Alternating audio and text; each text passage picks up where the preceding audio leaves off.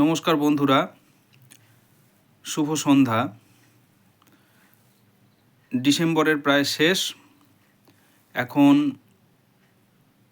2-3 দিন ধরে শীতও চলছে, প্রচণ্ড শীত চলছে, প্রচণ্ড ঠান্ডা বাইরে। তা আজ আমি ট্রেনে করে ফিরছিলাম।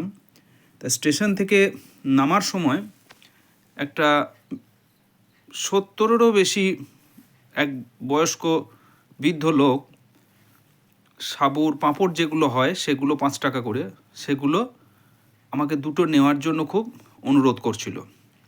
তা আমি তার কথা শুনে দুটো নিলাম এবং তারপরেও সে আমাকে আরও 10 টাকা চাইছিল যে সে কিছু খাবে বলে। দেখে বোঝা গেল বৃদ্ধ লোকটি খুবই অসহায় এবং আমাকে খুবই অনুনয় বিনয় করছিল আরও 10 টাকা তাকে খেতে দেওয়ার জন্য, সে কিছু খাবে বলে। দেখে বোঝা গেল যে সারাদিন তার সেরকম বেচাকেনা হয়নি, বিক্রি সেরকম হয়নি, মাল অনেক রয়েছে তার কাছে। তা আমি আরও দুটো নিলাম। দুটো নেওয়ার পরও তাকে সাবুর পাঁপড়ের যে পয়সা 20 টাকা দিলাম এবং 10 টাকা তাকে আমি আরও তাকে দিলাম, কারণ আমার খুব মায়া হলো লোকটাকে দেখে।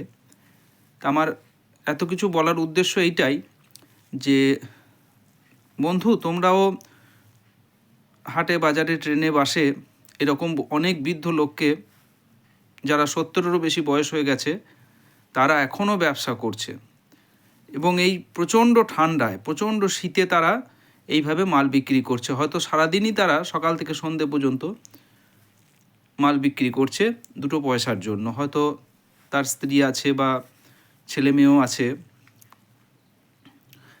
তা তোমরা ওই ধরনের লোক যদি ট্রেনে বাসে বা বাজার রাস্তায় পাও, বা আমি বলবো যে তোমরা তার কাছে কিছু কিনে তাকে সাহায্য করো, কারণ ওনারাও আমাদের মা বাবার মতনই।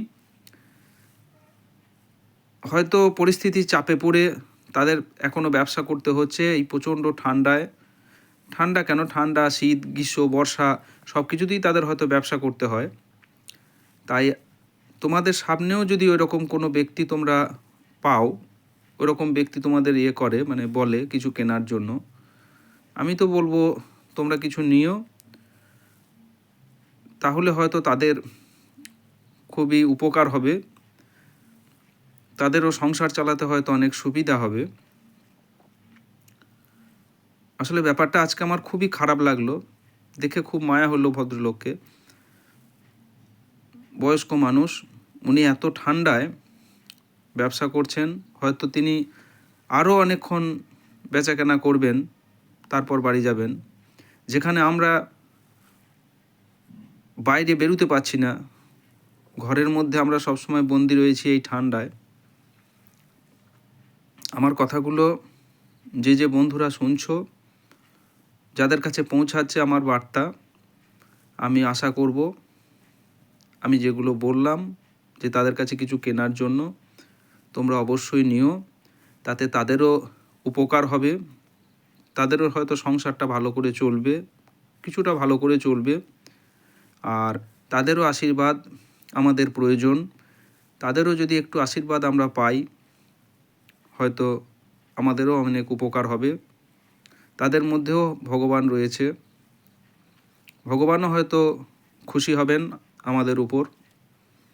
যতটা পারা যায় মানুষকে সাহায্য করতে পারলে আমরাও নিজেদের ধন্য বলে মনে করব।